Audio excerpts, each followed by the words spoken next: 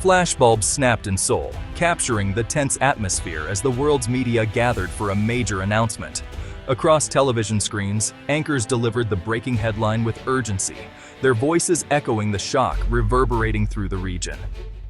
Indonesia withdraws. A stunning blow to Korea's ambitious dream fighter jet project, the KF-21 Boramae.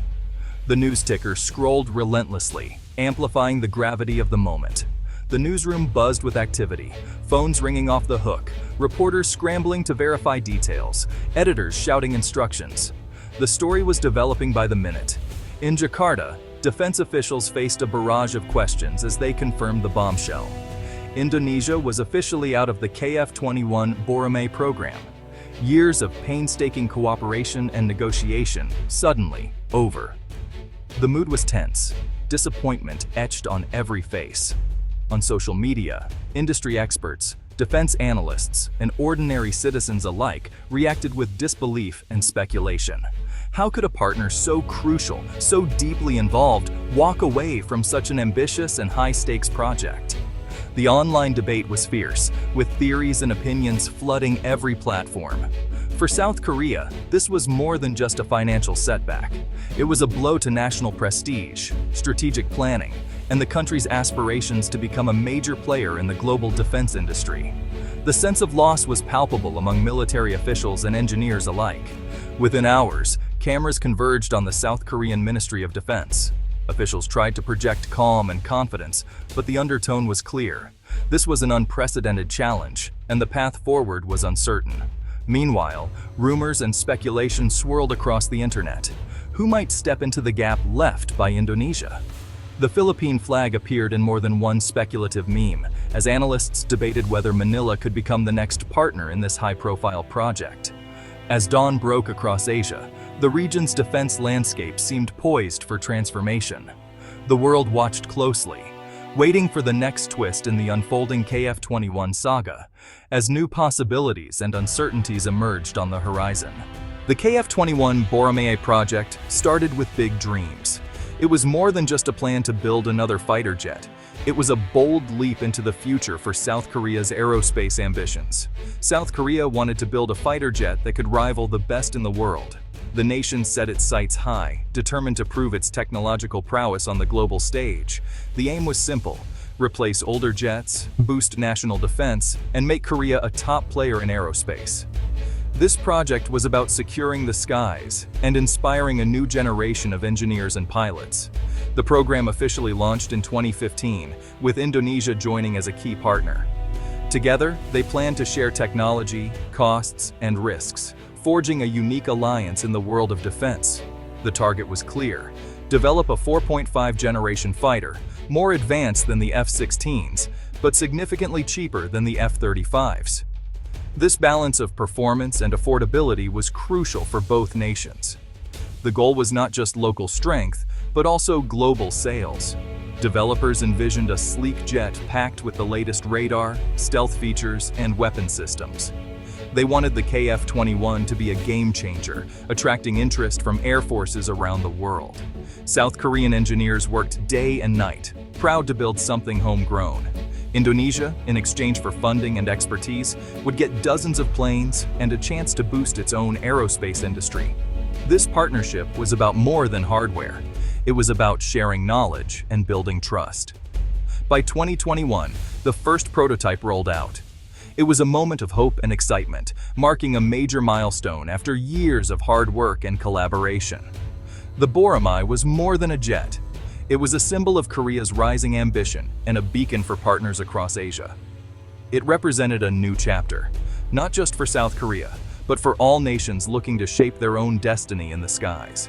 Indonesia's decision did not come out of the blue. Behind closed doors, tensions had been building for years. The first and most obvious issue was money. Indonesia struggled to meet its payment promises, falling behind on contributions by hundreds of millions of dollars. But the story goes deeper. Indonesian officials worried about technology transfer. Would South Korea really share the advanced secrets Indonesia needed? Negotiations dragged on, trust eroded, and doubts grew.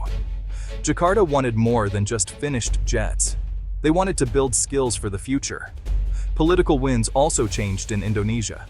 Domestic critics questioned spending billions on foreign jets, while other needs went unmet. Nationalistic voices pushed for more self-reliance. Elections loomed, and defense deals became political footballs. In the end, it was a mix of economic strain, disagreements over tech, and shifting priorities at home.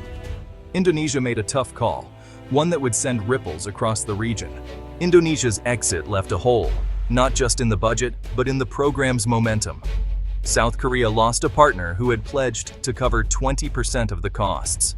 That's over $1.3 billion suddenly missing from the balance sheet. The economic impact was immediate. Development timelines were thrown into doubt. Would Korea have to slow down, cut corners, or go it alone? Engineers and executives faced tough questions. Export hopes also dimmed. Losing Indonesia meant fewer guaranteed buyers and less international credibility. Morale took a hit. For young Korean aerospace workers, the Boramae was a source of pride. Now, uncertainty spread. Could the project survive? Would anyone else join? The mood was cautious, even somber, in the factories and boardrooms. Yet, there was determination too. South Korea's government pledged to press on. "We will finish what we started," officials promised. But the KF-21's future would depend on finding new partners, and fast. As news of Indonesia's exit made waves, whispers of a new player began to circulate. Philippine defense officials were spotted at recent air shows, eyeing the KF-21 with, obvious interest. Industry insiders leaked that Manila was in early talks with Seoul. The Philippine Air Force had long been seen as eager for upgrades, and honestly, their interest in the KF-21 seemed timely and logical. Rumors swelled as South Korean news outlets reported exploratory discussions between the two nations. This was more than idle chatter. Statements from both sides fed speculation. The Philippines called the KF-21 an interesting option for modernization, while South Korean officials hinted they were open to new partnerships. Suddenly, the idea of a Manila-Seoul fighter jet alliance felt very real. The stage was set for possible change. Could the Philippines fill the void left by Indonesia and reshape the future of the Boramae? The Philippines sits at the heart of a tense region. Territorial disputes in the South China Sea have made defense a top priority. In recent years, Manila's Air Force has scrambled to keep pace with neighbors and potential adversaries. Most of the Philippine Air Force's jets are aging or, honestly, pretty lightly armed. Modernization has been slow and costly. Recent clashes and rising threats have sharpened calls for new capabilities. Leaders want jets that can patrol, defend, and deter. The KF-21 offers a tempting solution. Its blend of advanced features and an affordable price tag matches the Philippines' needs. Manila sees a chance to leapfrog into the next generation of air power without breaking the bank. But joining such a project is a big step. It would mean deeper ties with South Korea and a bigger role in regional security. For the Philippines, this is both a challenge and an opportunity. The benefits for the Philippines are clear.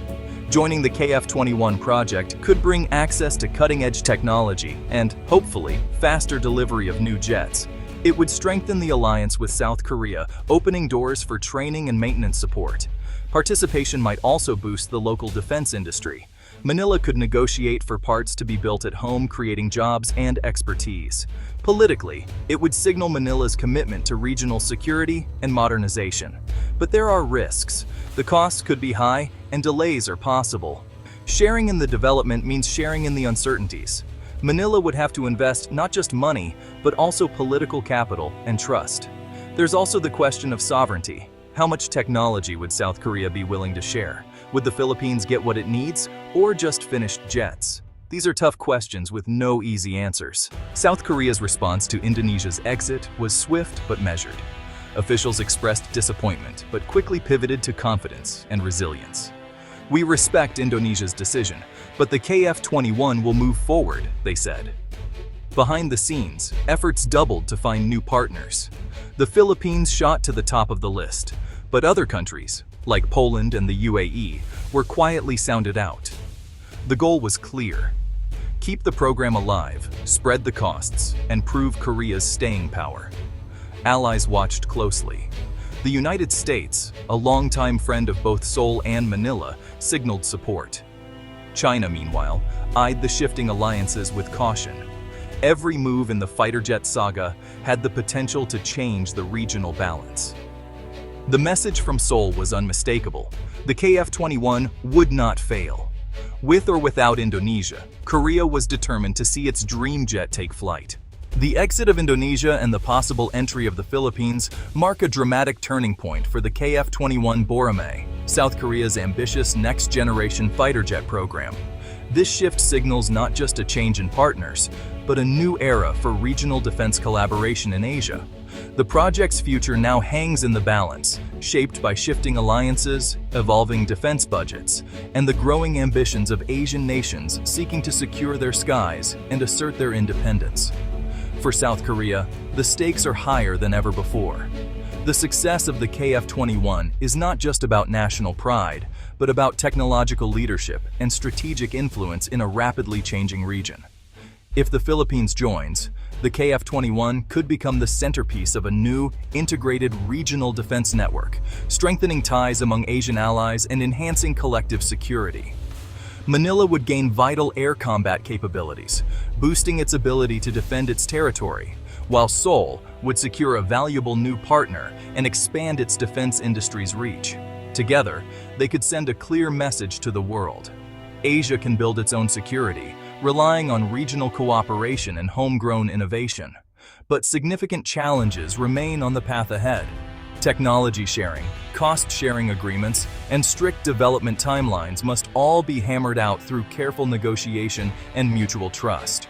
Trust must be built, not just between governments, but among the workers, engineers, and soldiers who will bring this vision to life and operate these advanced jets together. The region's security environment will only grow more complex, with territorial disputes and great power competition intensifying the need for strong, united defense capabilities. In the end, the KF-21 story is far from over. Its journey is just beginning, with many twists and turns still to come. It is a story of ambition, rivalry, and hope, a testament to the dreams and determination of a new generation. As the world watches closely, the next chapters will shape not just the future of fighter jets, but the destiny of Asia itself, forging a new path for peace and security in the region.